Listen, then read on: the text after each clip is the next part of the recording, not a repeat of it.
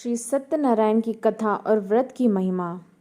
सत्य को नारायण के रूप में पूजना ही सत्यनारायण की पूजा है।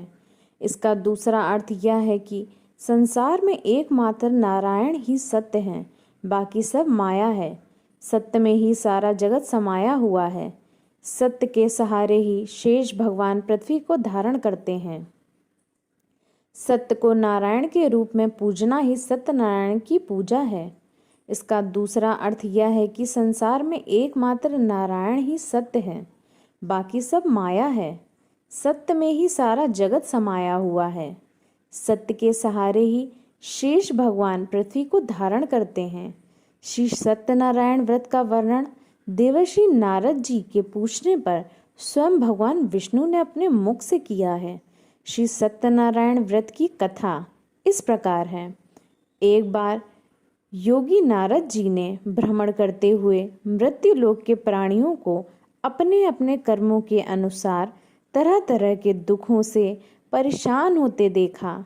इससे उनका संत हृदय द्रवित हो उठा और वे वीणा बजाते हुए अपने परम आराध्य भगवान श्री हरि की शरण में हरि कीर्तन करते क्षीर सागर पहुँच गए और स्तुति पूर्वक बोले, हे नाथ, यदि आप मेरे ऊपर प्रसन्न हैं तो मृत्युलोक के प्राणियों की व्यथा हरने वाला कोई छोटा सा उपाय बताने की कृपा करें। तब भगवान ने कहा, हे वत्स, तुमने विश्व कल्याण की भावना से बहुत सुंदर प्रश्न किया है, अतः तुम्हें साधुवाद है। आज मैं तुम्हें ऐसा व्रत बताता हूँ जो स्वर्ग में भी दुर्लभ है और महान पुण्यदायक है तथा मोह के बंधन को काट देने वाला है, और वह है श्री सत्यनारायण व्रत। इसे विधि विधान से करने पर मनुष्य सांसारिक सुखों को भोग कर परलोक में मोक्ष प्राप्त कर लेता है। इसके बाद काशीपुर नगर के एक निर्धन ब्राह्मण को भिक्षावृत्ति करते देख भगवान विष्णु स्वयं ही एक बूढ़े ब्राह्मण के रूप में उस निर्धन ब्राह्मण के पास जाकर कहते हैं, हे विप्र, श्री सत्यनारायण भगवान मनोवांछित फल देने वाले हैं। तुम उनके व्रत पूजन करो, जिसे करने से मनुष्य सब प्रकार के दुखों से मुक्त हो जाता है। इस प्रकार में उपवास का भी अपना महत्व है, किंतु उपवास से मात्र भोजन ना लेना ही नहीं समझना चाहिए। उपवास के समय हृदय में यह धारणा होनी चाहिए कि आज श्री सत्यनारायण भगवान हमारे पास ही विराजमान हैं। अतः अंतर व बाहर शुचिता बनाए रखनी चाहिए और श्रद्धा विश्वास पूर्वक भगवान का पूजन कर उनकी मंगलमयी कथा का श्रावण करना चाहिए। सायंकाल में यह व्रत पूजन अधिक प्रशस्त माना जाता है। श्री सत्यनारायण की कथा बताती है कि व्रत पूजन करने पर मानवान का समान अधिकार है, मानव मात्र का समान अधिकार है, चाहे वह निर्धन, धनवान, राजा हो या व्यवसायी, ब्राह्मण हो या अन्य वर्ग, स्त्री हो या पुरुष। यही स्पष्ट करने के लिए इस कथा में निर्धन ब्राह्मण, गरीब लकड़हारा, राजा उल्का मुख, धनवान व्यवसायी, साधु वैश्य, उसकी पत्नी लीलावती, पुत्री कलावती, राजा तुंध्वज एवं गोप गणों की कथा का समावेश किया गया है।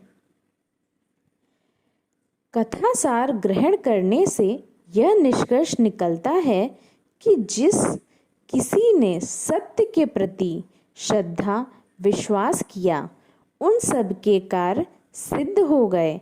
जैसे लकड़हारा, गरीब ब्राह्मण, उल्का मुख, गोप गणों ने सुना कि यह व्रत सुख, सौभाग्य, संतति, संपत्ति सब कुछ देने वाला है, तो सुनते ही श्रद्धा, भक्ति तथा प्रेम के साथ सत्य व्रत का आचरण करने में लग गए और फलस्वरूप यह लौकिक सुख भोग कर परलोक में मोक्ष के अधिकारी हुए। साधु वैश्य ने भी यही प्रसंग राजा उल्का मुख से विधि विधान के साथ सुना, किंतु उसका विश्वास अधूरा था, श्रद्धा में कमी थी।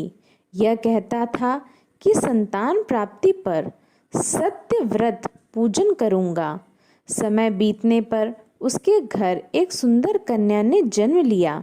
उसकी श्रद्धालु पत्नी ने व्रत की याद दिलाई तो उसने कहा कि कन्या के विवाह के समय करेंगे। समय आने पर कन्या का विवाह भी हो गया, किंतु उस वैश्य ने व्रत नहीं किया। वह अपने दामाद को लेकर व्यापार के लिए चला गया। उसे चोरी के आरोप में राजा चंद्रकेतु द्वारा दामाद सहित कारागार में डाल दिया गया। पीछे घर में भी चोरी हो गई। पत्नी लीलावती व पुत्री कलावती भिक्षावृत्ति के लिए विवश हो गई।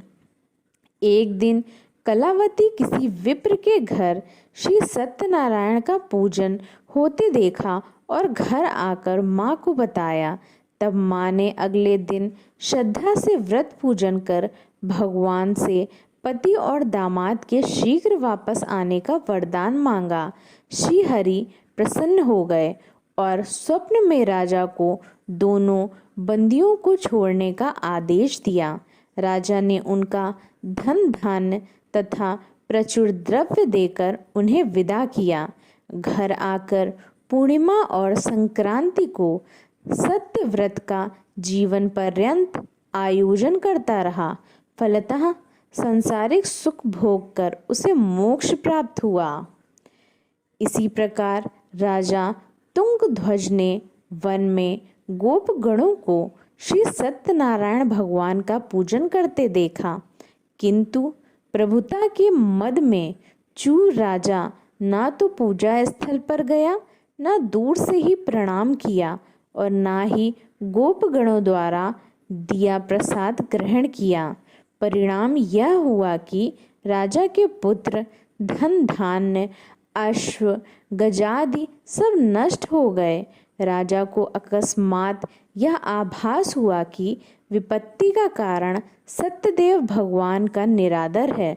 उसे बहुत पश्चाताप हुआ। वह तुरंत वन में गया, गोप गणों को बुलाकर काफी समय लगाकर सत्यनारायण भगवान की पूजा की। फिर उसने उनसे ही प्रसाद ग्रहण किया तथा घर आ गया। उसने देखा कि विपत्ति टल गई और उसकी सारी संपत्ति तथा जन सुरक्षित हो गए। राजा प्रसन्नता से भर गया और सत्य व्रत के आचरण में निरत हो गया तथा अपना सर्वस्व भगवान को अर्पित कर दिया।